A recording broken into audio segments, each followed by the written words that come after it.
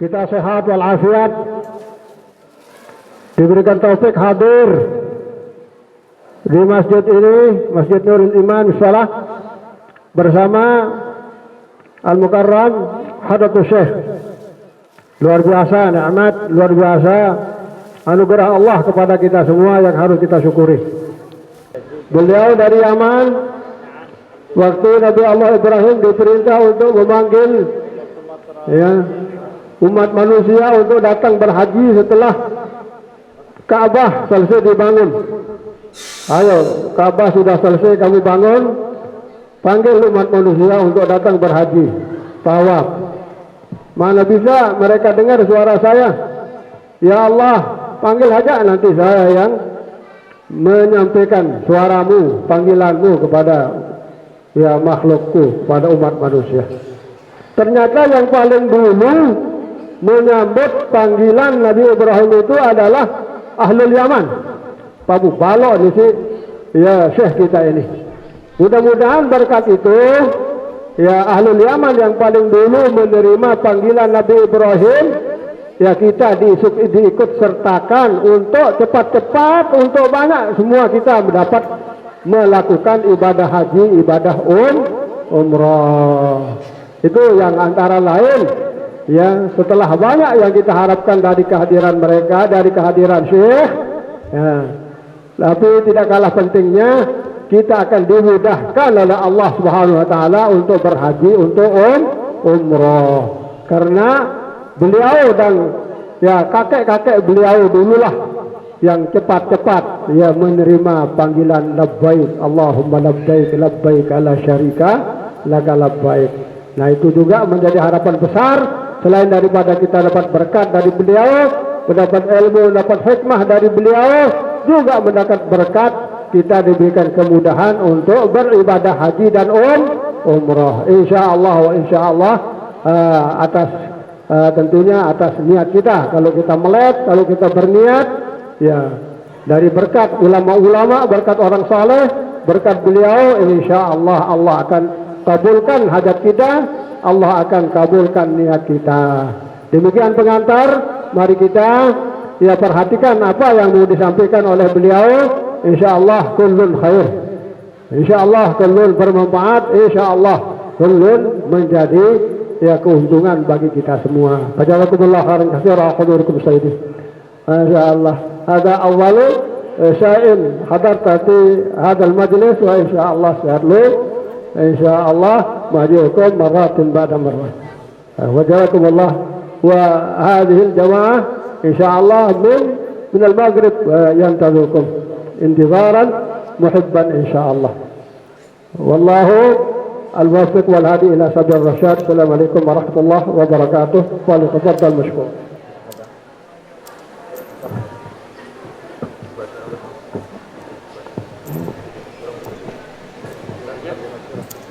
المترجم يعلم تربة صابون أو ابن صابون على ما ردتم ما شاء الله الحمد لله. السلام عليكم ورحمة الله وبركاته.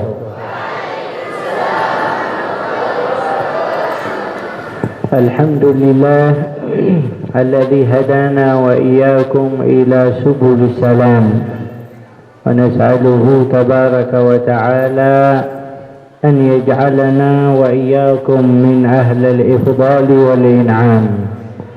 ونصلي ونسلم على سيدنا محمد صلى الله عليه وعلى آله وصحبه وسلم الذي أسري به في ليلة 27 من شهر رجب الحرام على أصح الأقوال والقول المختار عند جمهور العلماء من أهل السنة والجماعة رضي الله عنهم وأرضاهم. أنه حصل به الإسراء من المسجد الحرام إلى المسجد الأقصى، حتى قال بعض أهل العلم إنه أسري برسول الله صلى الله عليه وسلم من بيت أم هاني، وهي أم سيدنا علي أو خالته، أسري به من ذلك البيت.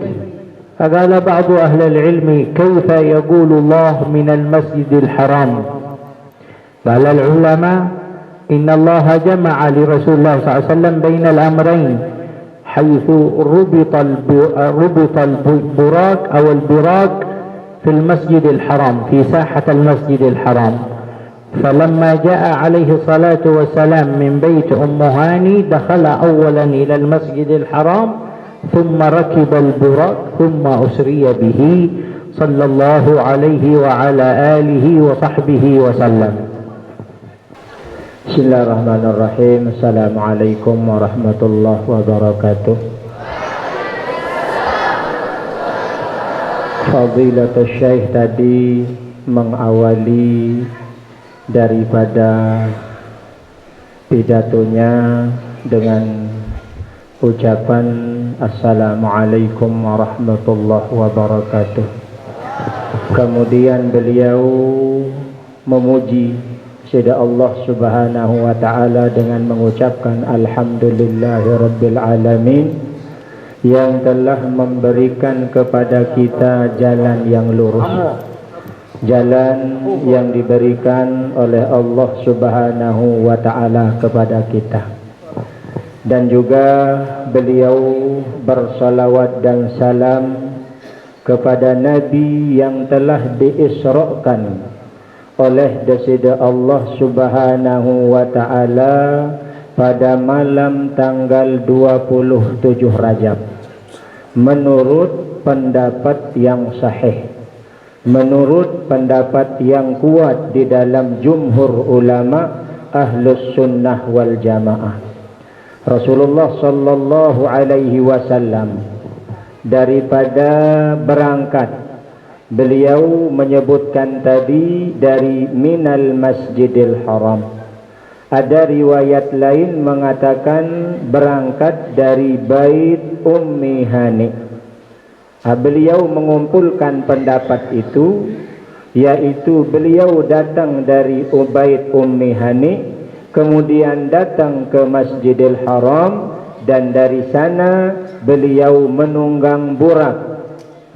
Menunggang burak, kemudian berangkat Isra dan Mi'raj dari sana. Fadhal Syekh. ثم أيها الأحباب، هذه حادثة الإسراء والمعراج كما قال عنها سيدنا الإمام الشافعي: إن حادثة الإسراء والمعراج في حقيقة أمرها هي مدرسة، هي مدرسة حصل فيها من التشريعات، وحصل فيها من العجائب، وحصل فيها من المناسبات الشيء الكثير والشيء العظيم. ومن جملة ما حصل في ليلة الإسراء والمعراج ما ذكره سيدنا الإمام ابن كثير رحمه الله تبارك وتعالى في تفسيره. قال سيدنا الإمام ابن كثير: إن رجلا في المسجد الأقصى، هذا الرجل ليس له عملا إلا أنه كل ليلة يغلق أبواب ونوافذ المسجد الأقصى، كل ليلة من الليالي يغلق جميع أبواب ونوافذ المسجد الأقصى حتى لا يدخل شيء، حتى لا يأتي فيه شيء من الليل من الحيوانات ولا من غيرها. قال: ولما كانت ليلة الإسراء والمعراج، لما أراد أن يغلق أحد الأبواب، كل الأبواب أغلقت إلا باب. هذا الباب كلما حاول أن يغلقه لم يستطع، كلما حاول أن يغلقه لم يستطيع، كلما حاول أن يغلقه ما يستطيع، فتعجب من شأن هذا الباب. ما الحال مع هذا الباب؟ لماذا هذا الباب بهذه الحالة؟ قال حتى جمع له جماعة من الناس ليغلقوه بالقوة لم يستطيعوا. قال فتعجبت من ذلك. قال وبقي ذلك الباب مفتوح. قال ووضعت شيئا عند الباب حتى لا يأتي شيء من الحيوانات يدخل. قال وبقيت متعجب في تلك الحالة التي حصلت لي مع ذلك الباب. قال ولما أصبحت في الصباح وجدت الشيء الذي وضعته على الباب غير موجود، ابتعد من محله. ووجدت أيضا المسجد رائحته تعبق بالمسك، روائح عطر زين. قال فتعجبت من ذلك. قال وأتيت إلى الباب الذي لم ينغلق في الليلة الماضية. قال فرأيته سهل الانغلاق، ينغلق بسرعة. قال فتعجبت فقلت إن في تلك الليلة شيء عجيب حصل ولم يدري ما هو ذلك الشيء. قال وكتب وراء هذا الباب إن هذا الباب في ليلة كذا وكذا لم ينغلق، وعدم إغلاقه حادثة غريبة وعجيبة.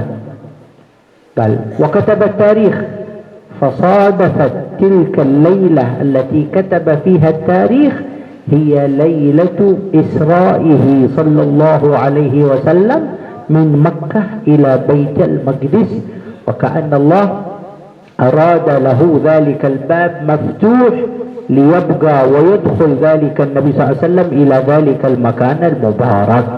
وهذا من العجائب التي حصلت. Beliau menjelaskan kepada kita bahwa sebagaimana dikatakan oleh Imam Asy-Syafi'i rahimahullahu ta'ala, bahwa pelajaran bahwa peristiwa Isra Mi'raj Nabi besar Muhammad sallallahu alaihi wasallam adalah sebagai madrasah, diumpamakan sebagai madrasah oleh Imam Asy-Syafi'i rahimahullahu ta'ala, madrasah bagi kita semua. Bahwa kenapa beliau mengatakan peristiwa Isra Mi'raj Nabi besar Muhammad sallallahu alaihi wasallam sebagai madrasah, karena di dalam peristiwa itu terjadi di dalamnya syariat-syariat Islam, ada pelajaran syariat-syariat Islam. Yang kedua, di dalam peristiwa Isra Mi'raj itu ditemukan di dalamnya sesuatu yang sangat ajaib, sesuatu yang di luar nalar kita sebagai manusia, kata beliau. Ini sesuai dengan apa yang ditulis oleh Imam Ibnu Katsir di dalam tafsir beliau dalam menceritakan peristiwa Isra Mi'rajnya Nabi besar Muhammad sallallahu alaihi wasallam. Beliau mengisahkan tadi bahwa ada penjaga daripada masjid tersebut. Kalau bahasa Pelonggong sami merebut, enggak andong pegawaian, hanya pekerjaannya tiap malam orang tersebut adalah menutup pintu-pintu yang ada di Baitul Maqdis, sehingga tiap malam pekerjaannya seperti itu. Kenapa beliau menutup daripada setiap pintu jendela yang ada pada Baitul Maqdis? Supaya tidak ada sesuatu yang masuk, baik itu manusia, binatang dan lain sebagainya. Setelah beliau menutup semua pintu yang ada, menutup jendela-jendela yang ada, hanya satu pintu yang tidak bisa ditutup oleh beliau. Ya, hanya satu pintu yang dengan sekuat tenaga beliau menutupnya tidak bisa.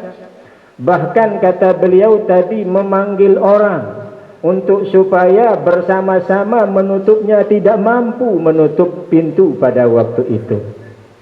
Sehingga karena merasa tidak mampu, cuma beliau mengambil sesuatu di pintu tersebut supaya tidak ada jalan binatang atau manusia yang masuk di dalamnya, karena tidak bisa tertutup.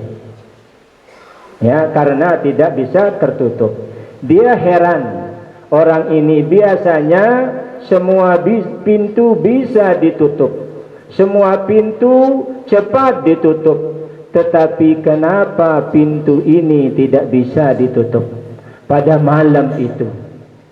Sehingga dia biarkan setelah mengambil sesuatu sebagai penutupnya, supaya tidak ada jalan binatang atau sesuatu yang lain masuk di dalam masjid tersebut. Dia tinggalkan. Setelah pagi, kata beliau, beliau menemukan pintu itu terbuka.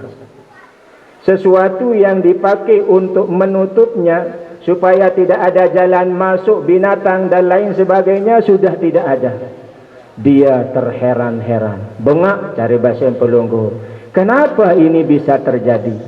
Bahkan lebih mengherankan lagi bahwa pada pagi itu bau yang ada di Masjidil Aqsa itu luar biasa harumnya. Luar biasa, seperti seolah-olah ada minyak harum yang luar biasa ada di dalamnya. Kenapa ini terjadi? Nah, kemudian beliau mengatakan tadi, menulis sesuatu, bahwa pada malam ini, pada saat ini, pintu ini tidak ditutup. Kemudian para ahli sejarah mencocokkan daripada apa yang ditulis oleh orang tersebut, bahwa pada malam itulah peristiwa Isra Mi'rajnya Nabi besar Muhammad sallallahu alaihi wasallam terjadi. Sesuai dengan apa yang disebutkan oleh orang tersebut, bahwa pada malam itu pintu ini tidak bisa ditutup. Di pagi harinya baunya luar biasa, semerbak harum luar biasa. Maka di dalam sejarah, pada malam itu, di saat pintu itu tidak bisa ditutup, ternyata di sanalah terjadi peristiwa yang sangat besar yang terjadi pada diri Nabi kita Muhammad sallallahu alaihi wasallam, peristiwa Isra Mi'rajnya Nabi besar Muhammad sallallahu alaihi wasallam. Hatta qala ba'du ahli al-ilmi, لماذا كان المعراج إلى السماء؟ لماذا أعرج برسول الله صلى الله عليه وسلم إلى السماء مع أن الله تبارك وتعالى يستطيع أن يكلمه في الأرض كمثل ما كان لموسى كليم الله كلمه في الأرض. قال بعض العارفين بالله تبارك وتعالى إن الله تبارك وتعالى لما خلق السماوات ولما خلق الأرض وجعل في الأرض الجن والإنس وجعل في السماء الملائكة فقالت السماء للأرض إن الله جعل فيها أي في السماء الملائكة أهل العبادة وأهل الصلاح وأهل الخير، وجعل في الأرض الإنس والجن أهل المعاصي وأهل الذنوب، حتى صارت السماء تتفاخر على الأرض، تفتخر على الأرض. فخلق الله تبارك وتعالى سيدنا النبي محمد صلى الله عليه وسلم فين؟ في الأرض. خرج عليه الصلاة والسلام في الأرض، فصارت الأرض تتشرف على السماء بأن فيها أفضل مخلوق عند الله. فين؟ في الأرض. فصارت السماء تقول يا رب جعلت في الأرض أشرف مخلوق فشرفني به ولو مرة واحدة. السماء تقول يا رب شرفني بمحمد ولو مرة واحدة. فشرف الله السماء برسول الله صلى الله عليه وسلم ليلة الإسراء والمعراج، فأرج به صلى الله عليه وعلى آله وصحبه وسلم إلى السماء لتتشرف السماوات بمحمد صلى الله عليه وعلى آله وصحبه وسلم. ولأنه فرضت في ليلة الإسراء والمعراج الصلاة، فرضت الصلاة. قال العلماء لماذا أمر الله تعالى النبي صلى الله عليه وسلم أن يصعد إلى فوق ليفرض عليه الصلاة؟ قال العلماء ليعلم الأمة من بعده شأن وشرف الصلاة، وأن الصلاة لها شأن عظيم عند الله تبارك وتعالى. فلذلك لما أراد الله أن يفرض عليه الصلاة قال له اصعد إليه يا محمد من أجل أعرفك وأنبئك أهمية شأن هذه الصلاة. Beliau melanjutkan daripada tausiahnya dengan mengatakan qala ba'du ahlil ilm, berkata sebagian ahli ilmu, kenapa Rasulullah sallallahu alaihi wasallam dimi'rajkan ke atas langit? Kenapa beliau dinaikkan pada malam Isra Mi'raj itu naik ke atas langit? Kenapa tidak seperti nabi-nabi terdahulu? Nabi-nabi terdahulu seperti Nabi Allah Musa alaihi salam, tatkala berbicara dengan Allah Subhanahu wa taala di atas bumi. Lalu apa hikmah, apa faedah, apa rahasianya daripada Rasulullah sallallahu alaihi wasallam dimi'rajkan, dinaikkan oleh Allah Subhanahu wa taala pada malam Isra Mi'raj itu ke atas langit? Beliau menjelaskan kepada kita, tatkala Allah Subhanahu wa taala menciptakan langit dan bumi dan menciptakan di dalamnya penduduk-penduduk yang ada di dalamnya. Allah Subhanahu wa taala menciptakan bumi yang ada di dalamnya manusia dan jin. Allah Subhanahu wa taala menciptakan langit yang ada di dalamnya penduduknya adalah para malaikat-malaikat, yaitu hamba Allah yang selalu beribadah kepada Allah, taat kepada Allah, dan tidak pernah berbuat maksiat kepada Allah. Sehingga pada saat itu langit pernah merasa sombong, pernah bertafakhur kepada bumi. Allah Subhanahu wa taala menciptakan saya yang mana di dalamnya ada malaikat-malaikat Allah, yang di dalamnya mereka selalu beribadah kepada Allah, tidak pernah berbuat maksiat kepada Allah. Kemudian langit mengatakan, sedangkan Allah menciptakan anda hai bumi dan ditempati oleh manusia, ditempati oleh jin, yang mana sebagian di antara mereka adalah ahlul ma'siyah. Nah, kesombongan daripada langit ini terhadap bumi, maka Allah Subhanahu wa taala menciptakan di bumi itu asyraful makhluqat, hamba Allah yang paling mulia, hamba Allah yang paling tinggi derajatnya di sisi Allah Subhanahu wa ta'ala. Orang yang diciptakan yang paling tinggi derajatnya di sisi Allah Subhanahu wa ta'ala, yaitu Nabi kita, Nabi besar Muhammad sallallahu alaihi wasallam.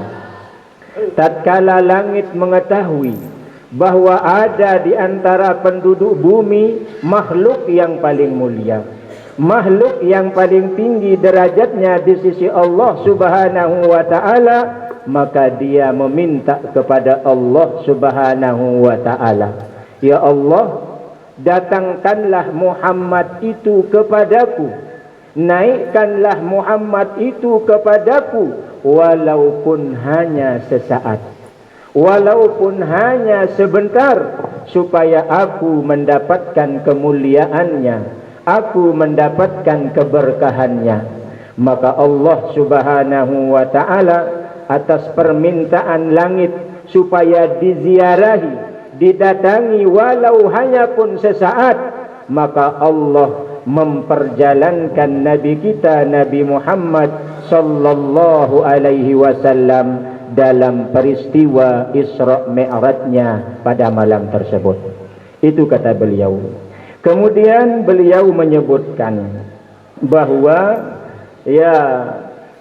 kenapa Rasulullah sallallahu alaihi wasallam harus datang ke atas langit, harus menerima daripada solat di atas langit, menunjukkan kepada kita bagaimana kemuliaan syariah yang namanya solat tersebut, bagaimana keagungan di sisi Allah Subhanahu wa ta'ala, kedudukan di sisi Allah Subhanahu wa ta'ala solat 5 waktu tersebut, yaitu Rasulullah sallallahu alaihi wasallam sendiri yang harus menerimanya di hadapan Allah Subhanahu wa ta'ala, untuk diketahui oleh kita semua bahwa derajat salat 5 waktu di sisi Allah itu adalah sangat mulia. Fadhal Sayyid. ثم أيها الأحباب، هذه ليلة الإسراء والمعراج كما قال أكثر العلماء إنها أفضل ليلة بالنسبة لرسول الله صلى الله عليه وعلى آله وصحبه وسلم. حتى سئل سيدنا الإمام ابن الفارض رحمه الله تعالى ما الحكمة من ليلة الإسراء والمعراج؟ قال الحكمة من ليلة الإسراء والمعراج أن يلتقي المحبوب بحبيبه صلى الله عليه وعلى آله وصحبه وسلم، التقى بربه جل في علاه. وقال عليه الصلاة والسلام رأيت ليلة أسري بي، رأيت ليلة أسري بي في الجنة، رأيت تراب الجنة المسك الأذخر، المسك الأذخر تراب الجنة. قال ورأيت غراسها، ورأيت أكثر شجرها وأكثر أشجارها، ورأيت غراس تلك الأشجار الباقيات الصالحات. ولذلك قال عليه الصلاة والسلام قال سبحان الله والحمد لله ولا إله إلا الله والله أكبر في شجرة في الجنة، شجرة في الجنة. قال له سيدنا عمر يا رسول الله إذا تكثر أشجارنا في الجنة؟ قال له الله أعظم وأجل، الله أعظم. إذا أنت أكثرت من هذا الباقيات الصالحات الله عز وجل يعطيك ما هو أعظم وأعظم وأعظم من ذلك. والباقيات الصالحات خير عند ربك ثوابا وخير أملا. نعم، وهذه هي الباقيات الصالحات. فمن أكثر منها كثرت أشجاره في الجنة، karena عنده أشجار كثيرة في الجنة بعدين. نعم. قال عليه الصلاة والسلام: رأيت ليلة أسري بي رأيت قصرا طبقة من ذهب وطبقة من فضة وطبقة من ياقوت. قال: فقلت يا جبريل لمن هذا القصر؟ هذا حق من هذا القصر؟ قال لي جبريل: يا رسول الله إن هذا القصر لأحد من أمتك. عجيب، هذا لأحد من أمتي؟ قال: نعم. لمن هذا القصر؟ قال: هذا القصر لعمر بن الخطاب رضي الله عنه وأرضاه. قال: وبماذا استحق ذلك عمر؟ لماذا هذا القصر لعمر؟ قال: يا رسول الله لأنه لا يخاف أن يقول الحق أو لا يخاف في الله لومة لائم من قول الحق، ما يخاف أبدا من قول الحق رضي الله عنه وأرضاه. حتى ذكر عن سيدنا عمر أنه لم يكن له صديق، ما له صديق. ليش؟ كل ما جاء واحد فيكون صديق معه يومين رأى عنده مشكلة، عندك مشكلة، أخبره مباشرة. قال: فزعل منه هذا وراح من عنده، فليس له صديق رضي الله عنه وأرضاه. لماذا؟ من كثرة قول الحق، أنه دائما يقول الحق رضي الله عنه وأرضاه. فقال عليه الصلاة والسلام: قال: رأيت ليلة أسري بي النار ورأيت فيها عقرب وحيات ثعبان. قال: رأيتها كمثل الجمل كبيرة. قال: فقلت: ما هذا يا جبريل؟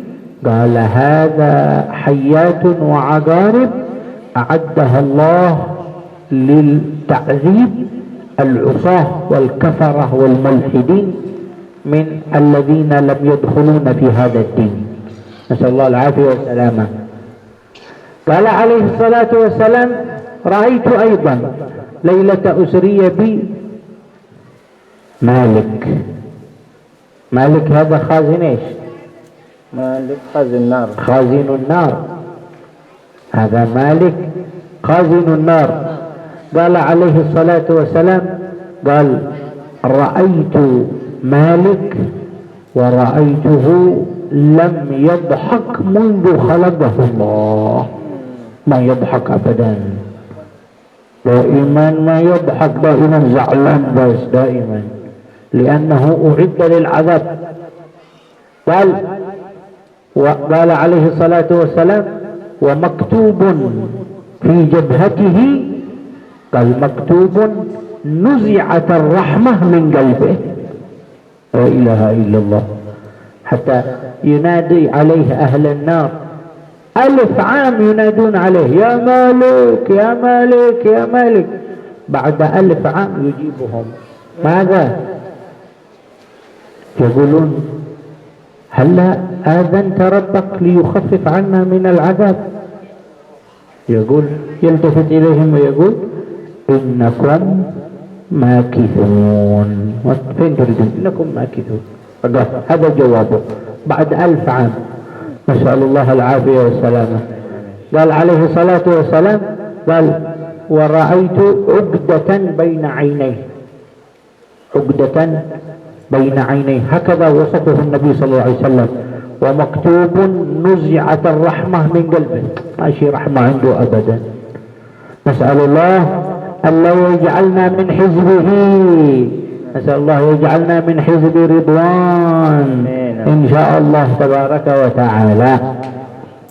Ya, beliau mengatakan kepada kita bahwa pada malam Isra Mi'rajnya Nabi besar Muhammad sallallahu alaihi wasallam itu, menurut ulama, malam itu lebih afdal daripada malam lain-lainnya, hatta lebih afdal dengan malam Lailatul Qadar pada diri Rasulullah sallallahu alaihi wasallam. Lamun pelunggum sami tiang jak tetap malam daripada Lailatul Qadar lebih afdal daripada malam Isra. Menjadi pertanyaan, kenapa pada malam itu pada diri Rasulullah sallallahu alaihi wasallam lebih afdal? Karena pada malam itulah beliau langsung bertemu, menghadap secara langsung kepada Allah Subhanahu wa ta'ala. Ini alasan daripada ulama. Dan disebutkan oleh sebagian ulama, apa hikmah terjadinya Isra Mi'raj Nabi besar Muhammad sallallahu alaihi wasallam. Disebutkan oleh beliau tadi bahwa pertama daripada hikmah tersebut adalah bertemunya orang yang mencintai dengan orang yang dicintai, yaitu bertemunya Rasulullah sallallahu alaihi wasallam pada malam itu secara langsung dengan desida Allah Subhanahu wa ta'ala. Disebutkan di dalam peristiwa Isra Mi'raj tersebut, Rasulullah sallallahu alaihi wasallam melihat di dalam peristiwa Isra Mi'raj tersebut pada malamnya adalah surga, yang mana surga itu tanahnya, debunya terbuat dari misik. Masya Allah. Misik ni ke minyak sengih paling solah, minyak sengih yang paling harum luar biasa. Debunya, tanahnya terbuat daripada misik, kata beliau tadi. Dan pada malam Isra Mi'raj tersebut juga Rasulullah sallallahu alaihi wasallam melihat di dalamnya adalah pepohonan-pepohonan yang banyak, yang mana pepohonan tersebut sebagaimana disebutkan tadi oleh beliau adalah berkat kita mengucapkan kalimat al-baqiyatus salihat, yaitu subhanallah walhamdulillah wa la ilaha illallah wallahu akbar. Kata beliau bahwa barang siapa di antara kalian yang ingin mendapatkan banyak pohon, banyak tanaman, banyak buah-buahan di sana yang pohon-pohonnya ni ke, perbanyak daripada mengucapkan al-baqiyatus salihat. Nah, kalau pelunggum sami tiang ingin supaya banyak pohonnya di dalam surga, perbanyak di dunia ini untuk mewiridkan subhanallah walhamdulillah wa la ilaha illallah wallahu akbar.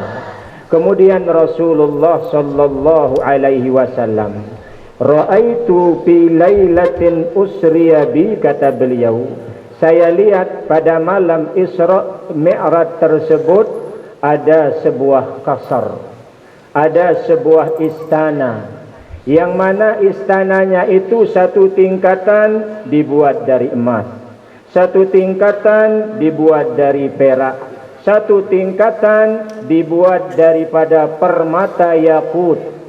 Ya, bengak lalu Rasulullah sallallahu alaihi wasallam bertanya beliau kepada malaikat Jibril, ya Jibril, liman hadha? Hai malaikat Jibril, untuk siapa istana yang begitu indah ini? Kemudian malaikat Jibril mengatakan, li ahadin min ummatik, yakni istana yang begitu indah ini adalah untuk salah satu daripada umatmu. Heran Rasulullah SAW, siapa itu? Kemudian beliau dijawab, untuk Sayyidina Umar radhiyallahu ta'ala anhu. Rasulullah sallallahu alaihi wasallam bertanya kepada malaikat Jibril, ya Jibril, hai Jibril, kenapa Sayyidina Umar diberikan seperti ini? Kenapa beliau mendapatkan kasar seperti ini, istana seperti ini? Kemudian beliau menjawab, karena Sayyidina Umar itu tidak pernah takut sekalipun kepada siapapun di dalam mengatakan kebenaran. Beliau selalu mengatakan kebenaran kepada siapapun tanpa ada rasa takut sedikit pun. Sehingga beliau mengatakan kepada kita tadi bahwa Sayyidina Umar itu dinarak dengan demen bebaturah. Dinarak ndin penuh lalu kancen bersahabah. Kenapa? Karena setiap daripada temannya melakukan kesalahan, langsung dia tegur, langsung dia perkenaan, langsung luruskan, sehingga ndin penuh lalu batur Sayyidina Umar ni ke. Nah, itu kata beliau. Kenapa? Karena beliau mengatakan kebenaran kepada siapapun tanpa ada rasa takut. Dan kemudian beliau mengatakan bahwa Rasulullah sallallahu alaihi wasallam bahwa raaitu lailatan usriya bi an-nar, dan saya melihat pada malam Isra Mi'raj itu api neraka, yang mana api neraka itu penuh dengan daripada yang menyiksa, yaitu kalajengking, ular dan lain sebagainya. Bahkan Rasulullah sallallahu alaihi wasallam mengatakan bahawa ular, kalajengking dan seterusnya tadi besarnya seperti onta. La ilaha illallah. Besarnya seperti onta. Mau berembi sakit ni ke para jamaah nggih, luar biasa. Bahkan beliau menyebutkan kepada kita, beliau melihat yang namanya malaikat Malik, malaikat daripada penjaga api neraka. Rasulullah sallallahu alaihi wasallam mengatakan kepada kita, malaikat Malik itu dari semenjak diciptakan oleh Allah Subhanahu wa taala, din wah ngelelik-lelik sekali-kali. Tidak pernah senyum sekalipun. Tidak pernah senyum satu kali pun. La ilaha illallah, nyebong doang porok waniki. Bahkan tertulis di jabah beliau mengatakan bahawa beliau ditulis di dalam jabahnya, nuzi'atir rahmah min qalbihi, telah dicabut rasa kasih sayang di dalam hatinya. Bahkan disebutkan oleh beliau tadi, di saat penduduk api neraka itu meminta pertolongan, memanggil daripada malaikat Malik, ya Malik, ya Malik, tahun terjawab basin beliau 1000 tahun. 1000 tahun di saat dia dipanggil, ia pun berjawab. Orang yang berada di dalam api neraka ini mau keluar atau meminta untuk dikeluarkan. Apa kata Imam Malik? Diam di sana. Tetap diam di sana. Kenapa? Karena rahmat, rasa kasih sayang sudah tidak ada di dalam hati beliau. Kemudian beliau berdoa kepada kita, mudah-mudahan kita semua yang hadir pada saat ini tidak berteman dengan Malik basin beliau, ya tidak bersama dengan malaikat Malik, tidak mengikuti daripada apa yang dijaga oleh malaikat Malik, dan mudah-mudahan kita semua berteman dengan malaikat Ridwan basin beliau, malaikat daripada penjaga surga. Insyaallah. مرحبا. نعم. فنسأل الله تبارك وتعالى ينفعنا بصاحب الإسراء والمعراج وأن يعيد علينا من بركات رسول الله صلى الله عليه وعلى آله وصحبه وسلم وأن يربطنا بهذا الحبيب ربط لا ينحل في الدنيا وفي الآخرة ويوم القيامة ويرزقنا محبته ويحشرنا في زمرته ويرزقنا كمال الاتباع له ظاهرا وباطنا ونسأل الله أن يضاعف البركة في هذا المعهد وفي هذا المسجد وأن يعمر هذا المسجد والمصلى والمعهد إلى يوم القيامة يجعله معمور بالعلم والعمل والخير والبركة ظاهرا وباطنا. اللهم اقبل دعاءنا ولا تخيب رجاءنا واغفر لوالدينا ووالديكم ومشايخنا ومعلمينا في الدين ولمن أحسن إلينا. اللهم إنا نسألك العفو والعافية والمعافاة الدائمة في الدين والدنيا والآخرة. اللهم وما سألناك من خير فأعطنا وما لم نسألك فابتدئنا وما قصرت عنه آمالنا من الخير فبلغنا برحمتك يا أرحم الراحمين يا أرحم الراحمين يا أرحم الراحمين. سبحان ربك رب العزة عما يصفون وسلام على المرسلين والحمد لله رب العالمين. الفاتحة. Para jamaah tending wirid kepada beliau ijazah kitab Dalailul Khairat wa al-Baqiyatus Salihat. نعم. تفضل. الحمد لله وقد اتصلت أسانيدنا في كتاب دلائل الخيرات إلى بعض من علماء مصر واتصلت أسانيدنا أيضا ببعض علماء الشام واتصلت أسانيدنا أيضا في دلائل الخيرات إلى مسند الدنيا الحبيب عيدروس بن عمر الحبشي صاحب حضرموت. فلنا في رواية دلائل الخيرات 3 طرق وإننا بهذه ال3 الطرق وكلها طرق موصلة إلى سيدنا الإمام الجزولي عليه رحمة الله تبارك وتعالى. وإننا نجيزكم في دلائل الخيرات وفي قراءة الباقيات الصالحات لا تقل في اليوم 101 مرة. 101 مرة لا تقل في اليوم أقل شيء. وإن زدت فهو خير لك وإن زدت فهو خير لك. والباقي ودلائل الخيرات كما كان يقول لنا مشايخنا إن من واظب على قراءتها كاملة من أولها إلى آخرها في كل يوم رزق رؤية النبي محمد صلى الله عليه وعلى آله وصحبه وسلم. فقولوا أجمعين قبلنا الإجازة. قبلنا الإجازة. Sila. قبلنا الإجازة. Tarik sekali. قبلنا الإجازة. Jazakumullah khairan katsiran sayyidi.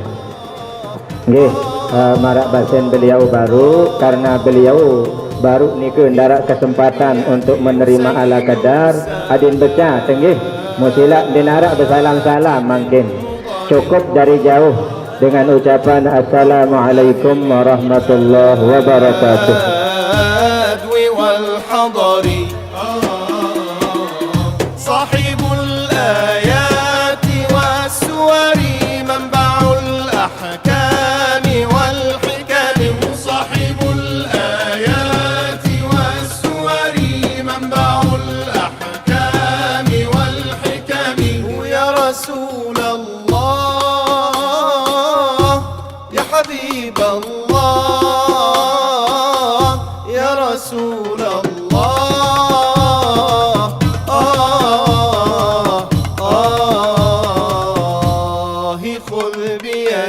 قمر طابا وسيرته وسجاياه وسيرته وصفوة الباري وخيرته عدل أهل الحل والحرم صفوة الباري وخيرته عدل أهل الحل والحرم يا رسول الله يا حبيب الله يا رسول الله